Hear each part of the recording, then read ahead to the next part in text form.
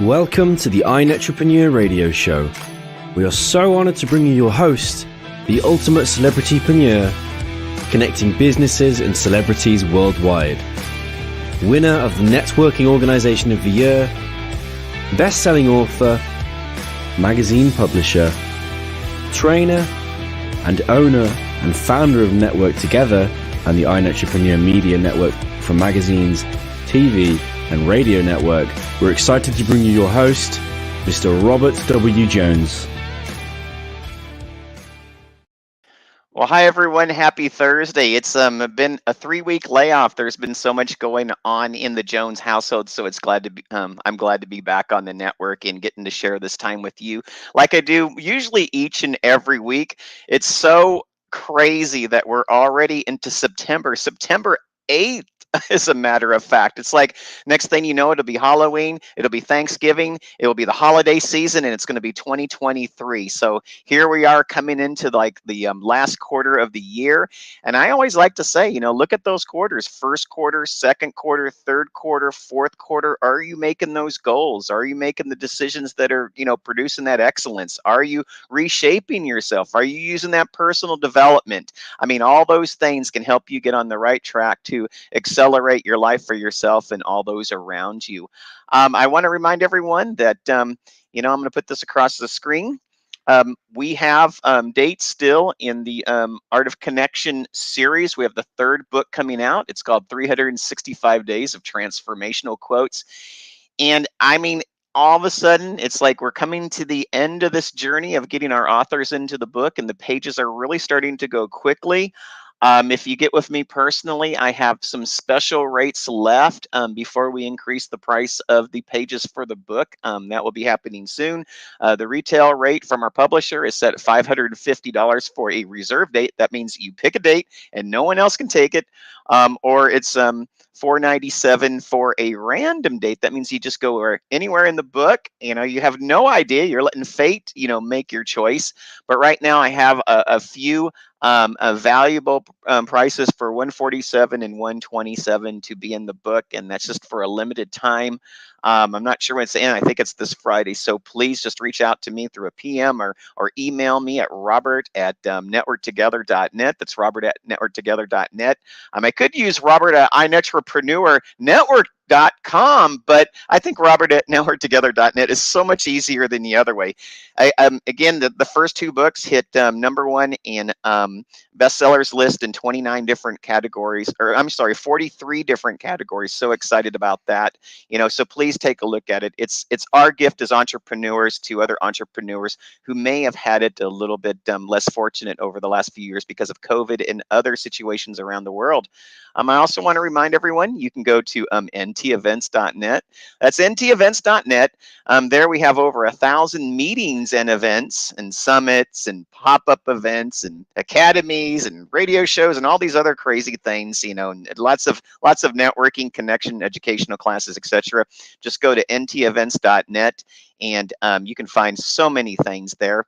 Please like us on Facebook. It's just facebook.com/iNetrepreneur.com, or just iNetrepreneur Radio. Also find our magazines. I'm really excited.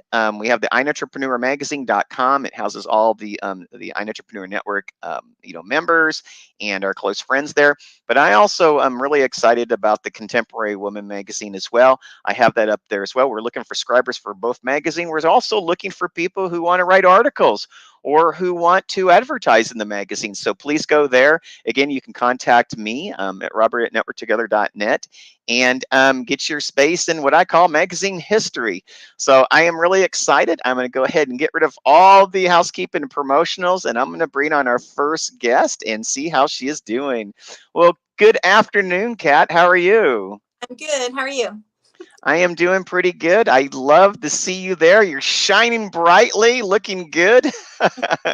And I'm glad you're on the show with us this week. Katreya Castro, she's a representative for Apartment and Home Solutions, and she can be reached at 360-359-2165, or actually go to an iNetrepreneur chapter like in Scottsdale, and you can actually meet her in person. I mean, that's even better. We meet at Grimaldi's every Friday from noon to 1, and Kat, you're usually there. So, please don't be shy, anyone out there. Come on in and meet her, or you can email her at Katreya at 2022@gmail.com. So excited for you being here today.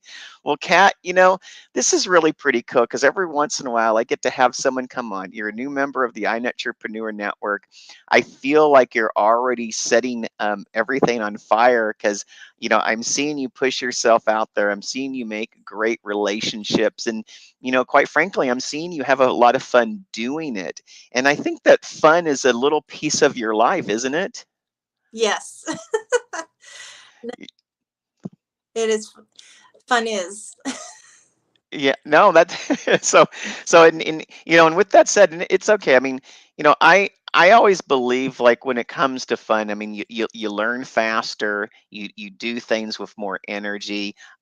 People gravitate towards you, and it really goes back to if you have a smile on your face and you have open arms and you're just willing to connect. I mean, people want to be with you. They want to meet you, don't they? Yes. I think it's because where I am in my life right now with trying to make connections with people, and it's a lot easier than I thought it was going to be. So, Well, it's like, my boys say it's like, the best thing you can do while entering into a room is just enter it in with a smile. Because if you enter a room in with a smile, people are going to naturally gravitate towards you. Because who wants to go to someone who's frowning on the face and looking frumpy and grumpy, right? And I think that that's what you do so well. People just are naturally attracted to you. And I think that's really one of the most important rules of business. And, people ask me so much of the time, they ask me like, what creates a great business owner, what creates a great networker, why do some entrepreneurs succeed, and others don't? And I tell them the same thing. They have to have an aptitude, they have to have an attitude, but they also have to have an appetite. They have to have the hunger to go out there and just meet people and create business. you know but one of the things I like to do in the beginning of the show is I always like to learn a little bit about my guest, especially where they're from, and maybe they traveled and went to school in different places, maybe even they know different languages and customs. And that's my first question for you today, Kat, is, I know that by reading your bio, you're kind of first generation in the United States, but you're actually from another country. I mean, your family's from another country pretty recently, aren't they? well, my mom and dad, my mom's Thai and my dad's American. And my dad actually met my mom in Thailand when he was um, on duty for the Air Force. And he met her in a town called Karat. And they met at a place more. Yeah. And that's where they met and got married and fell in love. Had me. Um, Well, and it's really interesting, your dad going overseas and really marrying someone who's in a different culture and maybe looks very different, and some of the customs when it comes to having family are very different than what we have in Thailand and in the United States. What were some of the bonds that actually connected your parents? What were the reasons why they got together? What was that kind of that synergy of connection, so to speak? my mom used to tell me, okay, so my mom didn't speak very much English. My mom has a sixth grade education. And my mom used to tell me that um, because she didn't had an English barrier, he didn't speak Thai, she didn't speak much English. She used to use plastic fruits and vegetables to show my dad what to go get at the grocery store. So that's kind of how they connected over the years. And then really, my mom's really amazing. She learned how to, with what little education she had, she went to take a test to be a CNA and learned English. In fact, when she writes letters, it's not like our normal letters, it's script writing. That's all she knows how to do is script. And it's very beautiful writing, but it's amazing how far she's come, from sixth grade education to reading and writing, taking a test to Yeah. be. Yeah, and it's really incredible when when you really want to pursue something, and this is where that passion comes in, doesn't it? It's like your mom at that time is showing her future husband to be, you know, plastic fruits and vegetables to help create family meals and whatnot. And were you an only child, or did you also have brothers and sisters? I was an only child until my brother sprung up 12 years later. And then Well, 15, that's a little bit of a gap, you know, yeah. 12 years. And then my sister and I were 15, 16 years apart, but we're the same dad. Because every time my mom goes to Thailand, she has to explain that we have the same dad, even though we're a lot older. you So know, and so probably I'm assuming, but I don't want to assume much. So, um, that you met in Thailand, you were born in the United States, it looks like, but then you were able to travel around the world, and that was probably because of your dad's military service, isn't it? yes. Well, no, actually, my dad got out of the military when I was born. Okay, And he went to school to be an engineer. So he got a job with the aerospace company, and that's how we moved overseas. He was a contractor and okay. place. And so, what did he do as an engineer? What was he responsible for?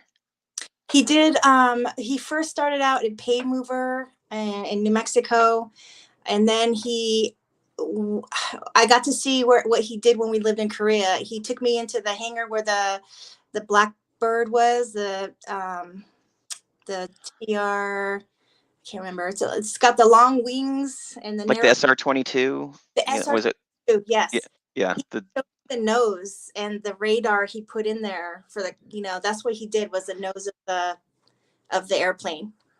I think that's pretty incredible. So, how old were you at this time when he was involved with that aircraft? For Korea, I was about 12. Okay. So you're 12 years old. You've lived in New Mexico, Thailand, United States, right? You're in Korea. I mean, that had to have some, like, great benefits, but it also had to have probably some, feelings of, gosh, maybe I wish we could stay in a place a certain time. What were your thoughts as a kid? One, making friends, then also leaving your friends. What was that like for you as a kid? That was a little hard, to have to keep moving around, because you have to really adapt to changing. And I'm going to say Korea was a little hard for me. It was like going through the teenage years and trying to make connections, and I really had a hard time there, and I struggled there. It wasn't until we moved to Germany that I started to like make friends and better connect. Um, so yeah, it's hard to leave, but the good thing is now that we have internet and Facebook, I've been able to connect with all these people that I've gone to school with over the years. And that's a pretty good thing too. But I think sometimes when you have a background like that, it does help in your entrepreneurial journey, doesn't it? Yes, because I can relate to moving around and having to meet new friends and getting to know new places, and yeah, it does help because I can connect better with people. You know, and I'm sure when you were young, did you have any, like, maybe mentors or any triumphs that you had as a kid that you'd love to share? Mentors, I didn't have any mentors growing up except my parents. My parents are always telling me, you Mhm. want it, you work for it. That was their whole motto: you work for it. As far as I've done all kinds of things. I've gone to school in England. So my dad gave me a choice when we lived in England. Do I want to go to school on base, or do I want to go off base? I chose a boarding school off base. So I would go and board. I'd have a private hire pick me up on Monday, take me to school, and then Friday take me back home. So I never stayed the weekends. I learned a lot during those times, on how to, we had chores we had to do, the dinner table, breakfast, laundry, you name it. I learned all that in boarding school. Um, and then when I lived in Germany, I started to play tennis. My grandma used to love to play tennis, and I picked that up from.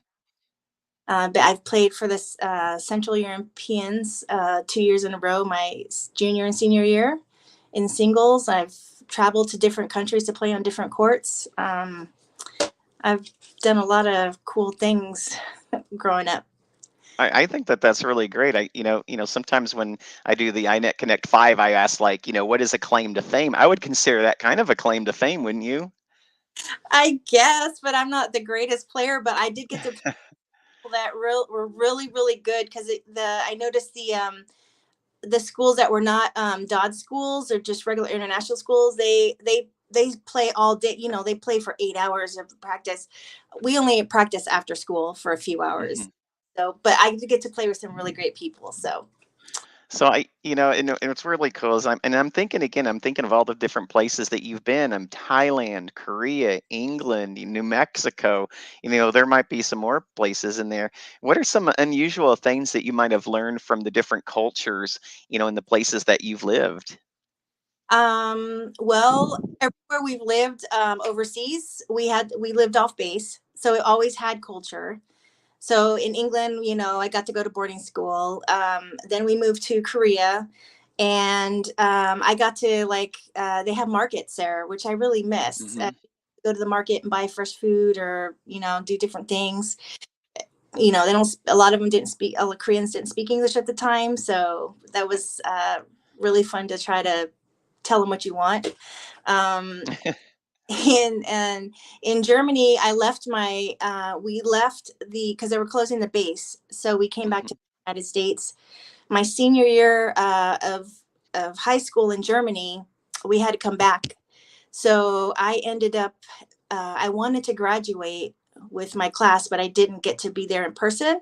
But I was able to get my diploma from Germany and the one in California where I was going to school at.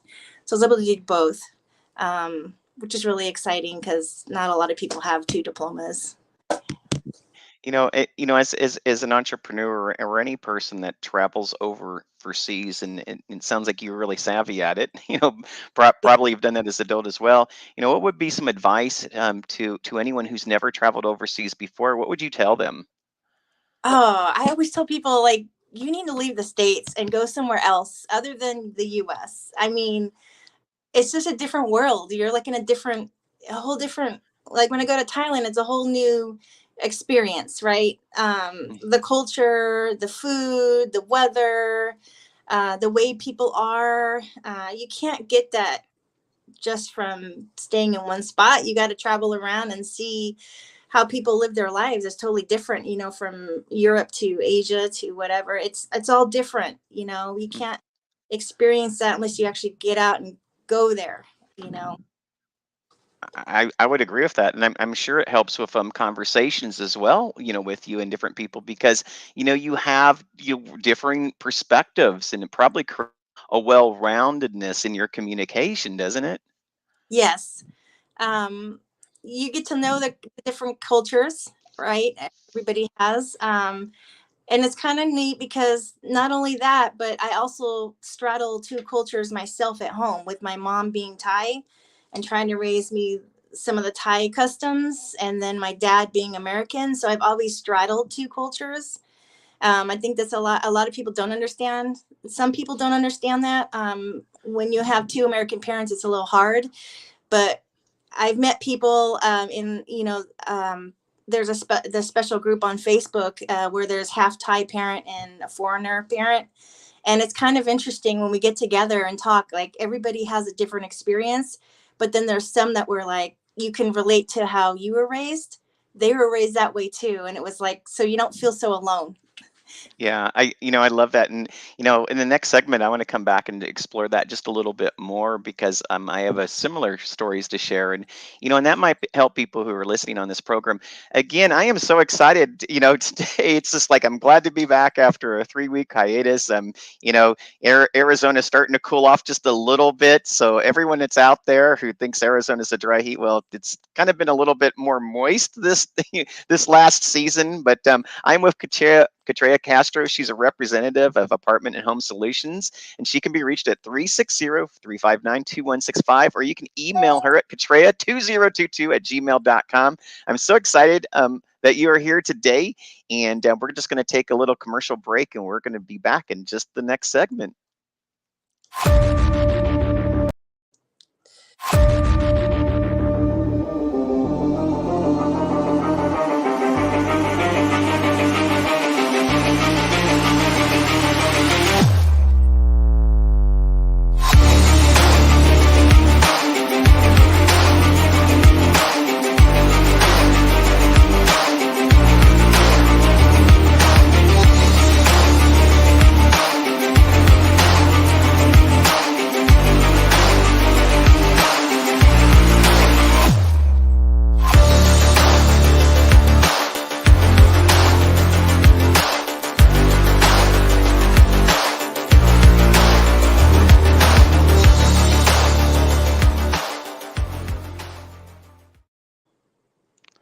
Well, hi again. I am with Katreya Castro. She's a representative of Apartment and Home Solutions. She can be reached at 360-359-2165, or you can email her at Katreya at 2022@gmail.com.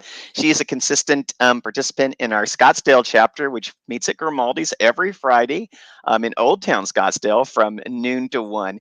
And Katreya, you brought up some things that I I really think that's very important, especially for a lot of entrepreneurs who actually come from really two, different ethnic backgrounds. I myself, being in the United States, I'm half Hispanic, of Mexican origin, and and the other half is, you could say, more dominant culture, Anglo. Background of Welsh and German through my dad's side, and for a lot of my life, I always felt like misplaced or misunderstood, or I kind of had the feeling of, maybe even a deficiency in a little bit, especially when I was younger, because it seemed like, everyone looked different me. There wasn't, Hispanics weren't so prominent in the country where I grew up. Everyone was Anglo or Black at the time, and it's really interesting to me because I think in my life now, it's helped me really understand how diverse culture is and how unique it is and what we can learn from that diversity. And one of my favorite sayings is I think as people, we need to learn how to embrace the diversity and all work towards unity. Would you agree with that? Yes. I I I didn't really grow up feeling like I was displaced or anything. Until I got older and I found these people in that Facebook group. I was like, wow, there's a lot out there. I didn't feel that at all growing up. I just, my mom and dad, we did all kinds of stuff together culturally. Like they used to have little parties, and I've been to, like, even like when we lived in England, we there's a Thai temple there. My mom participated in the Thai dance during some festival that they had. When we lived in Germany, we participated in the Asian Pacific Week, and we Thai danced. Me and my mom and some other women got dressed up in the attire, and we Thai danced for um, the recreational group that we, for the base.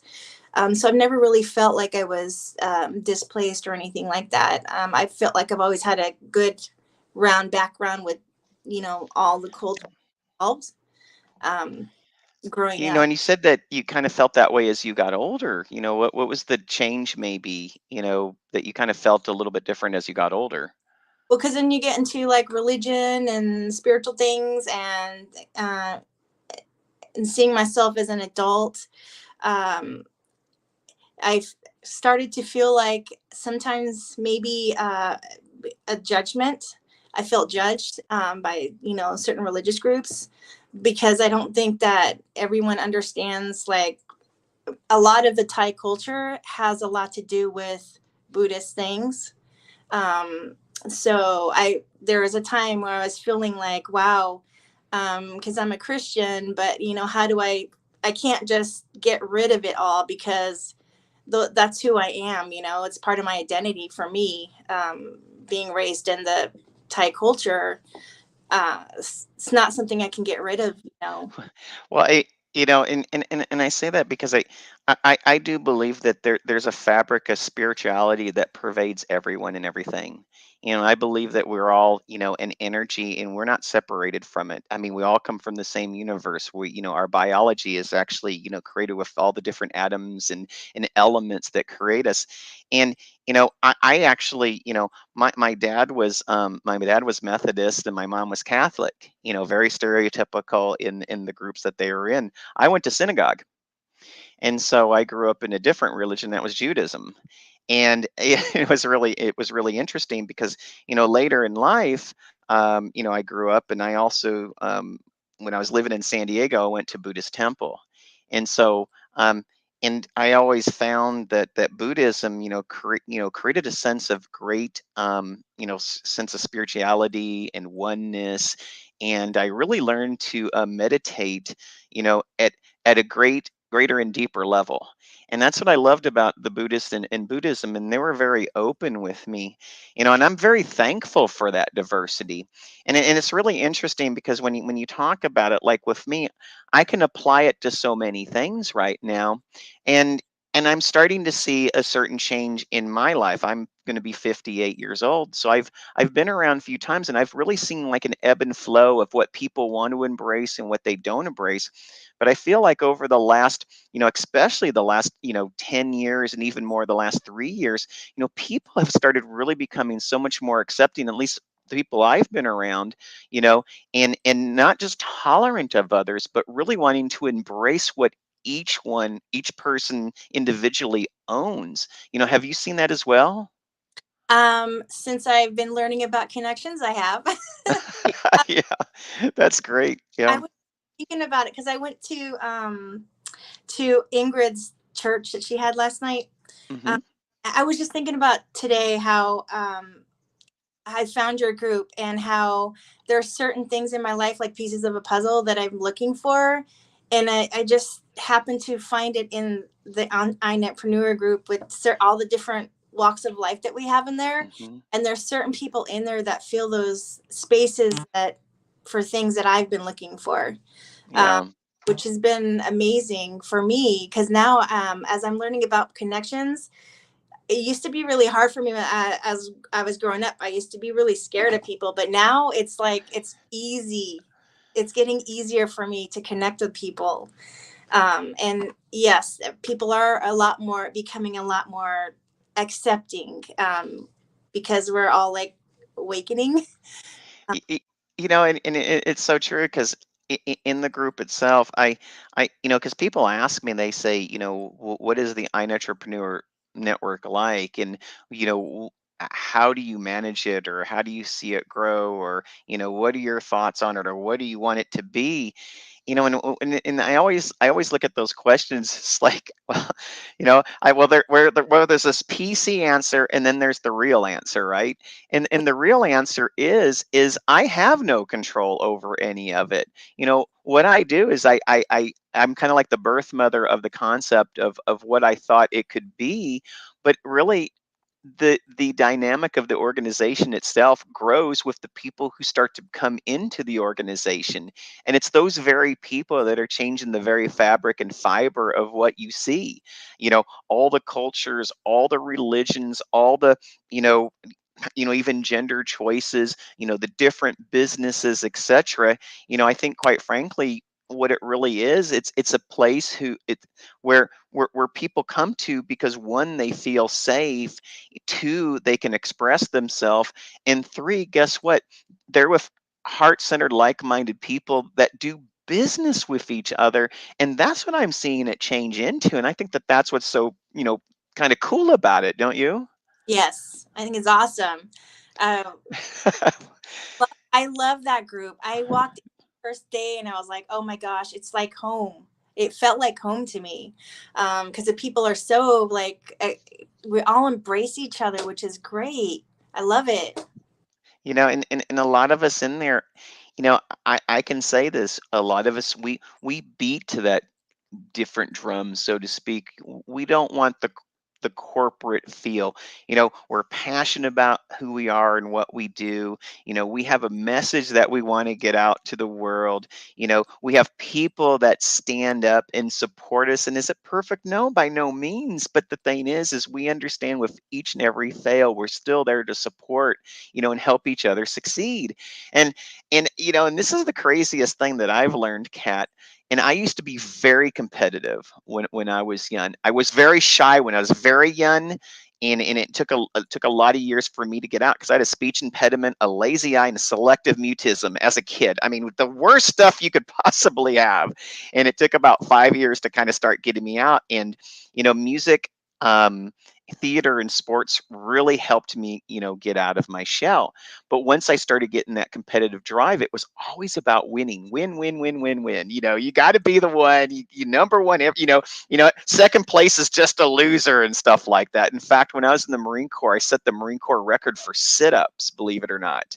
Um, I broke it by 4 sit-ups, and this is a long time ago. It's probably been broken since, but you know when I was young, you know, I say this in a quote. It was all about winning, but as I've gotten older, it's all about succeeding. Because when you win, there can be only one, but when you succeed, you can take everyone. And that's the whole new concept that I want. I believe that a life that's lived great is where everyone wins, don't you? Yes, I love that we the succeed thing is really good. That's a good way to put it. I love that we're there, and we if someone knows something, they help and they share so we all can grow instead of keeping it to themselves, which I Right. love. Yeah. I mean, it's like that abundant mentality, and it really is hard. And people who don't have that same passion, if they have a passion of profit over people, they don't usually remain. But if they have a passion for people over profit, they normally will. And like I said, it really is a great place because there's so many outlets for everyone to be able to show up in their best version of themselves, in their best voice. And even if you think you blow it, you know most everyone doesn't notice because they're there to support and cheer on. And I call it a really great sandbox. But when we come to this part of your life, Kat, and you know you had to wake up one day and you said to yourself, I mean, and I don't know like your work background or some of the different things that you've done in your career, but you do have a very special heart, for veterans. You do have a very special place in your heart for service people, and I can't help but think that's part of the honoring of your dad. Just tell us a little bit, about why that is so important, and why do you have so much passion, even beyond your dad, for military personnel. Well, my husband is a retired vet, so I done a lot of things. I've had we bought our first house. We had it built in Washington. He left for deployment. When it came time to PCSing at the end of his term in Fort Lewis, I had already sold the house before he even got back from deployment. So he didn't have Oh, that. wow. So I know how hard it is because I had two young kids, going up and down the stairs of this apartment trying to get all my stuff in because I sold this place. And then every time we move and the stress of trying to find a place to live, and we got kids and we've got a time frame because we got to get out of a hotel before the military doesn't cover it anymore. Um, Mm. that's where my heart is. I feel for those people. I'm been that person of a deployed spouse. Or my husband had to go to school, got promoted before he went to the school. So he had to leave when he got back from deployment, and he came back on a Friday. I had my daughter on a Monday, my youngest one. I know how that is and how stressful it can be, being in the military in general. As a spouse, when it's time, when you got to move and you got things going on. I like to. And having kids, it starts to even amplify more, doesn't it? Yes, and then the stress of like like he had to do a year deployment in Korea, and that's when my kids really, really wanted their dad at the time, but he wasn't here in person. We just FaceTime.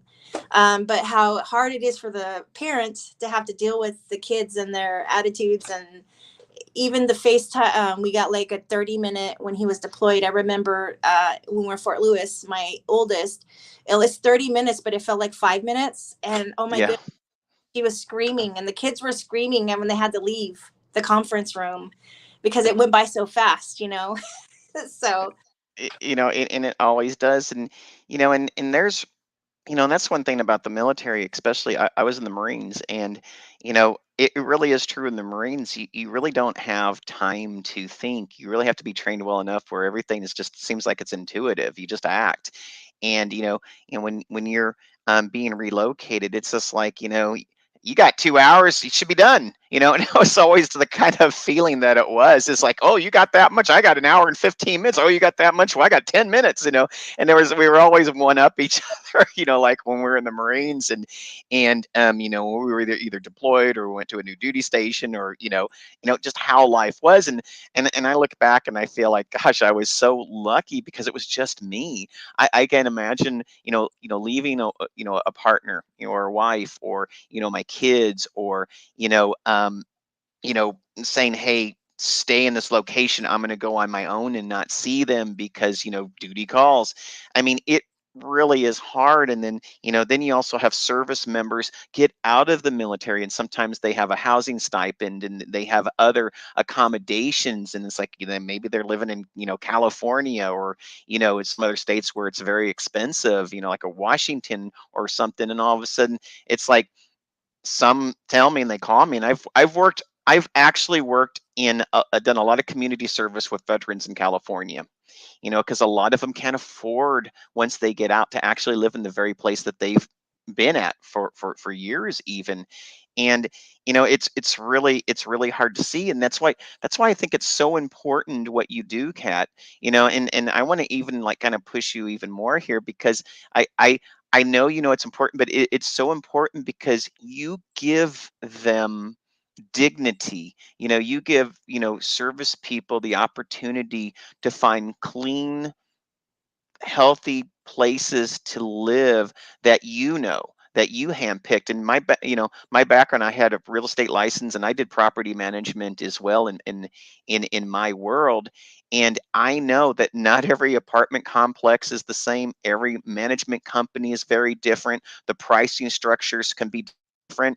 And a lot of time, even the people who are in the industry don't even know some of the programs that can help these vets. And that's why it's so important, because there's not a lot of resources out there, especially for veterans who are done like with their time in the military, is there? Yeah, there isn't.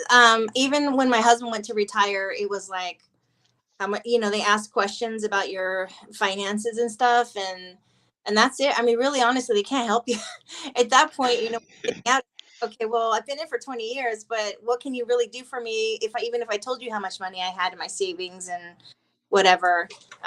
They just kind of you just kind of get thrown out there, really. Mm. Until if you go for like VA or whatever, but you're pretty much on your own. I mean, you don't really Yeah. have this, so I try to be there. In and a lot of it's trust, you know and I call it like kind of living in the bubble. Sometimes you're on this military side, and it's kind of a bubble. And then when you go on the other side of the bubble and you go out there, many times, especially if you've been 6 years for me, 6 years, 10 years, 15 years, 20 years. I don't think that people who have never served, they don't understand, when you go on that other side, you sometimes lost 6, 10, 15, 20 years of what everyone else who was in the military have learned. Filling out these applications and utilizing different services, because all of a sudden the playing field's changed. It's almost like you were in baseball for 15 years, and now all of a sudden you're playing soccer, and all the rules have changed, and then and everything that goes with that. You have to kind of retool and relearn. And then those are some of the things that I don't think that civilians who have always been civilians understand. What a life change it is. Not just for the person who is in service, but their spouses and their kids and everything else that goes along. Tell us some stories maybe of how you've helped some military families actually get those right places, and how did that feel for you? Well, so I'm still in the very beginning phases of Okay. just See, I'm already so excited. I'm already pushing you. I'm manifesting then. I am like, I tell you what, I wish I would have had that. Believe me. Yeah, I know what it's like on that other side. And I guess maybe I am so giddy that someone's out there to be an advocate for this. yes. And I mean, I even like with kids, I've gone through it with my husband, and I've gone through it with our youngest. She has struggled because they've been living on, they've only known the military life, right? And so they've only been going to school with Yeah. military. We came from Fort Carson, so that whole when we got here, there was really no help because the base doesn't service what I needed for my daughter. I had to go out and look for it, and then Yeah. I had to keep explaining myself. So it's a transition. It really is, especially for the for the kids. I mean, it was for me too. I will tell you one story. My husband, he when he first got out, he kept getting cookie. He would get up at like the weirdest hours, 2 or 3 times a night, and eat milk and cookies because he craved it. Because in the military, Wow. you have to stay slender and be able to pass a PT test for the army, and so he still does get up in the middle of the night and eat milk and cookies. He still does it, but it's only once a night, not like 2 or 3. But Yeah. when he first got out, it was like 3 times a night, and I'm like, "What do you?" And he asked me if I wanted it too, like at 2 o'clock in the morning. Do you want cookies? No, I don't want cookies. Get up and eat milk. So that was one thing that he's been able I'm really wondering what, there's some comfort somewhere in those cookies, I'm thinking, right? to orient away. Wow. But I I know when I was in the military, it my thing was like, those Twizzlers. I always had to have like some like those Twizzlers. It was like I always wanted to gnaw something. I would have rather had beef jerky, but it was like, I think there is something to that because there was like this like candy and junk food trade going on like when I was on base and in the military. So I think we probably have all learned that somewhere in life. Well, I just want to, we're at the end of our second segment already. Again, I'm here of Katreya Castro. She's a representative for Apartment and Home Solutions. I'm already manifesting her career and how she's going to work with the military. So I'm already your advocate. I'm already your agent, Kat. So I'm already, helping you, place yourself with vets all around the country, and you're going to get them set up, so they can relocate in the way that's right for them. She can be reached at 360-359-2165 or email her at Katreya at 2022@gmail.com. I'm going to go ahead and play another commercial break, and then we'll be back for our last segment. Thank you.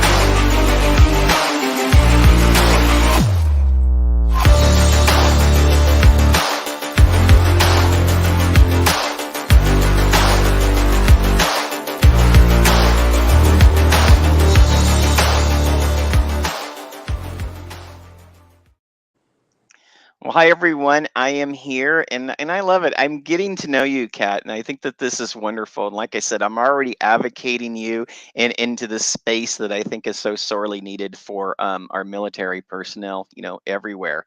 Again, she's a representative for Apartment and Home Solutions, and she can be reached at 360-359-2165, or you can email her at katreya2022@gmail.com. And really the first question I always say, one of the most important things that you can ever do if you're not running your own business is picking the right business. And that's my question for you right now. Why did you pick the current business to work with out of all the other places that you could have worked for? Well, I went around for this real estate school where I got my license, where I took my test from. They had a little job fair, and there was like maybe 20 different vendors there. I went around and talked to almost all of them, but the very last one was very different. I like genuine people, so I felt like that broker and his and my leader were very genuine, and I want to be able, I want the truth, and not to be misled. And I really feel that I have a great broker. He's very trustworthy and honest with me, and he loves to teach. Like he's an entrepreneur at heart as well.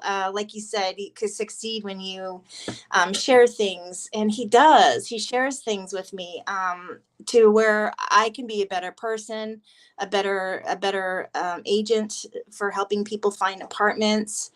Um, that's why I picked him, because I felt it in my gut. Because I walked around, I was like, oh, I don't really want to do these other things.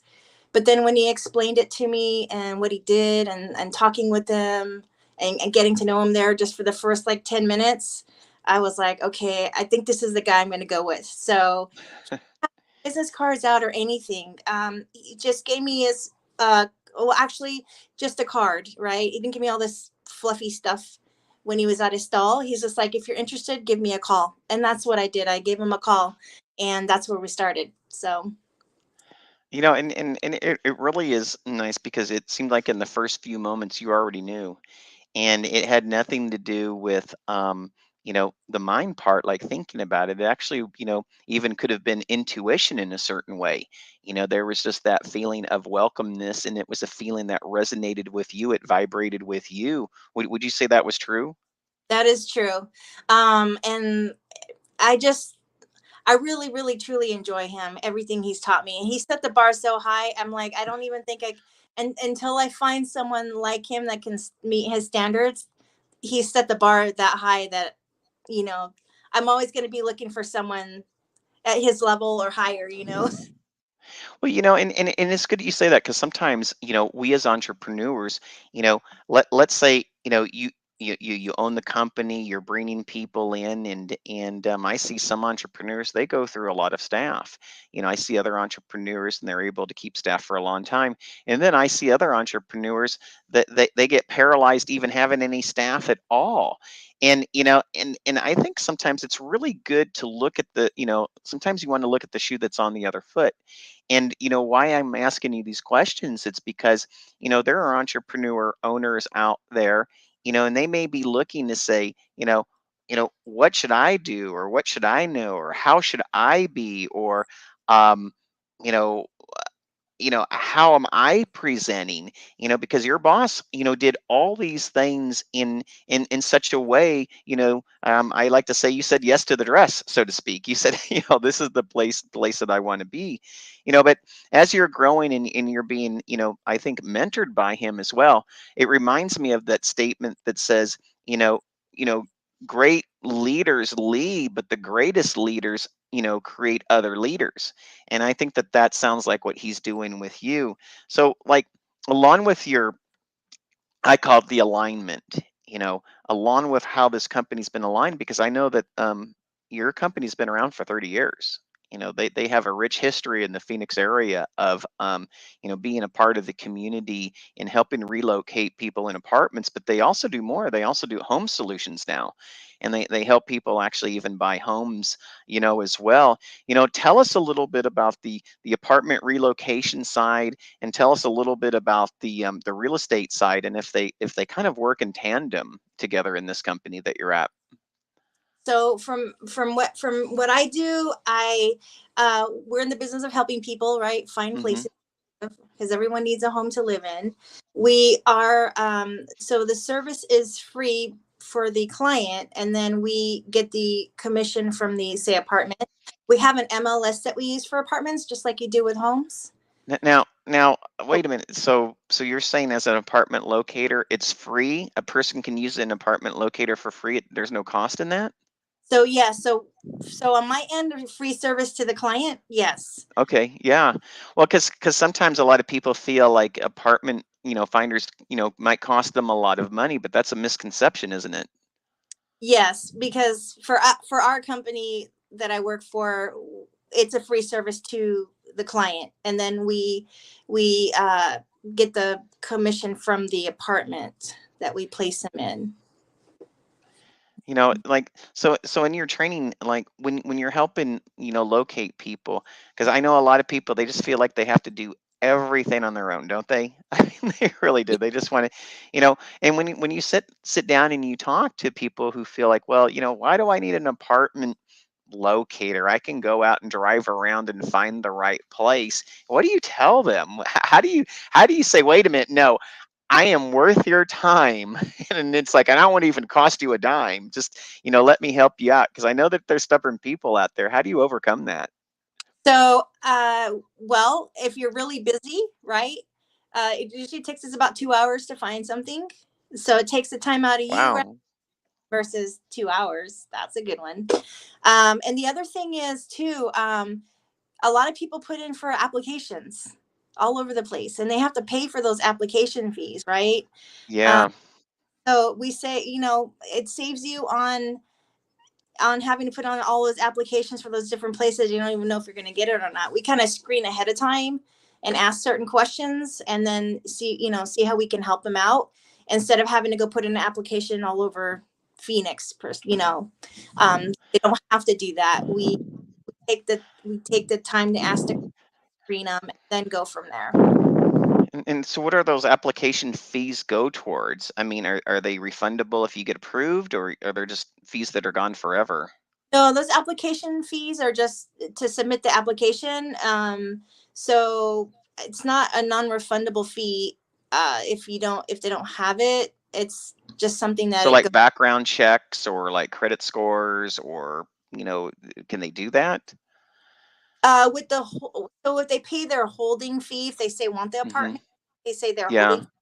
If it don't, I believe if it's not, like, say it doesn't come back, then they'll get that part back. But the application fee, the admin fee, I don't think those fees are fees that you get. The application fee is not the part that you get back, because you lose that part when you apply at different apartments. Right, right. So like the apartment communities themselves, are these companies that you actually already have, like, a tie-in to, or or like all apartment communities except apartment locators? So How does that work? yeah, not all apartment communities accept locators. So there's ones that we have contracts with. Okay. Um, but not all. Not I'm gonna say not all of them do, because I called around this morning. Not everybody part of that, Yeah. but the ones that we do have contracts with, those are the ones that we try to place with. Yeah, and when it comes to, like, placing people, what are some of the factors that, you need to consider when you're placing your potential, renters into their apartments? Well, you have to remember time is of necessity, right? We've got Okay. 8 people moving here a month, How so many? 8,000 people moving into Phoenix. Okay. That's what I thought you said. I was like, wow. That's a lot of people. So it's a little like, inventory can be a little bit difficult sometimes with different places. So time is of essence, of course. We try to work with people who have different, like credits, and maybe there's a felony depending on time frame. We try to Right. work with, we don't work with Section 8 housing, but we try to catch everyone that isn't able to do it on their own, or who's been referred to us and needs the help. We try to help everyone as best as we can, and Yeah. feel for them.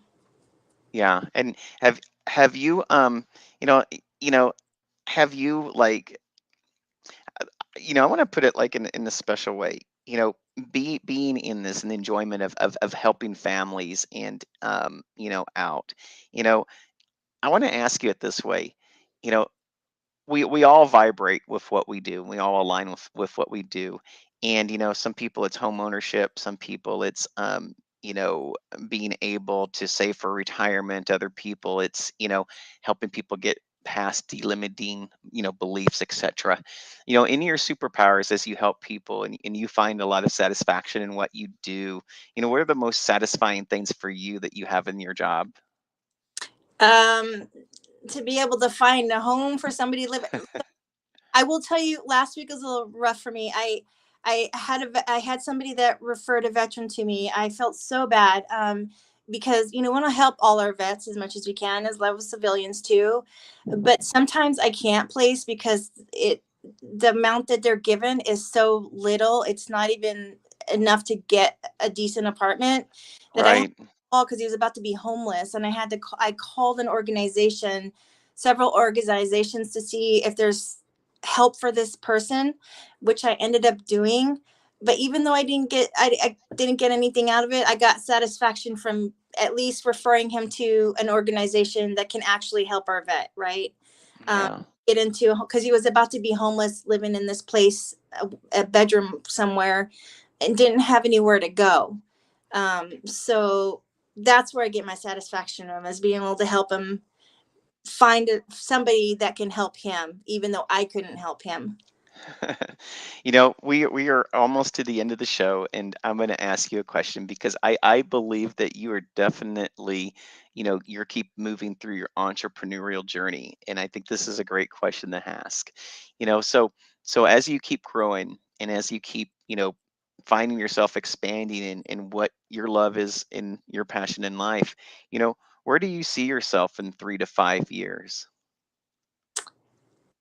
I'm just content with doing my job. I mean, networking with people. I've been like I'm networking like I've never done before. I didn't even expect to be, well, because I have to, because it's my own business, right? Mhm. But I'm forcing myself to do things that I've never done before, which is Yeah, this part of growing. And I've been trying to find other means to make it grow with all the different networks with you. And I found some other stuff to go to, and I just want to help people. That's where I see myself, is just being able to help multiple people over the years and be happy with what I do. and we all have the things that we do well, and we always have the things that do the struggle. What is something that you just are like, oh my goodness, I had no idea I would love this part of it so much, and then maybe it's something that's the struggle that you're working on as well, because we all have them, but we all learn from them, don't we? Yes, we do. My struggle has been like, well, I left a decent paying job in the corporate world, and it took my husband a little bit of time to agree with me to actually leave. Yeah, Because we have, we have goals, but it's kind of on a standstill right now. So actually trying to generate income has been a little bit, well, it's new to me, and yeah, I'm still, no one knows who I am, so I'm just trying to get out there and let people know, hey, this is what I do. um I don't think it'll be a struggle in a few months to come, because the referrals have been coming in for me. Um and but my biggest thing was, I felt like I was in a box in a corporate world, right? The job that I had, I was so much I wanted to do, and I was seeping out of my box, but I was still being stuffed back in my box, and I couldn't do what I wanted to do, and to be able yeah. to different ways.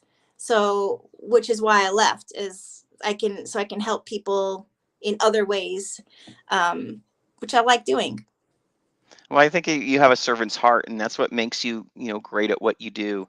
And every business is a people business, but I think your business is a people business 10 times because you're so much a part of their lives.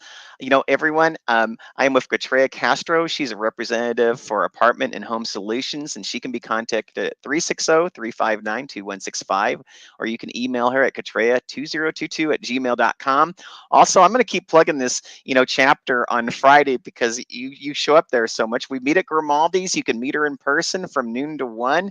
And you know what? They make pretty good pizza and salads. I have to admit, we meet at Old Town. It's 4000 North Scottsdale and the Old Town District of Scottsdale.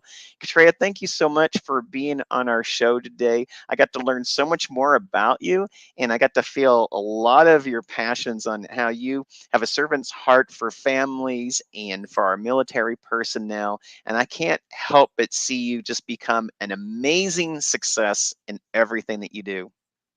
Thank you.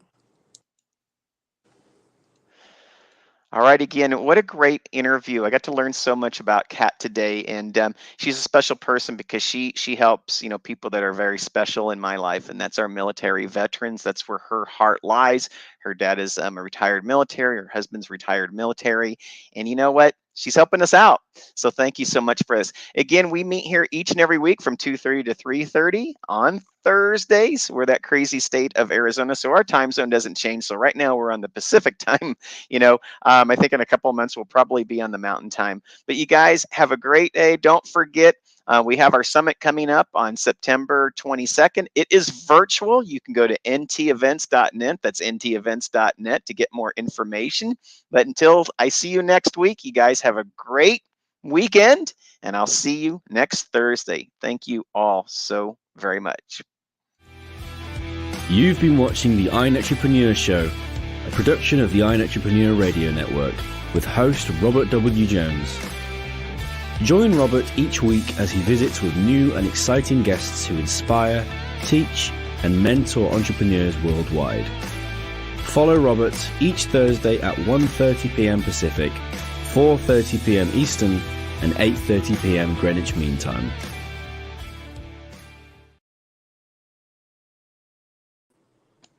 All right. Thank you. Do I leave now?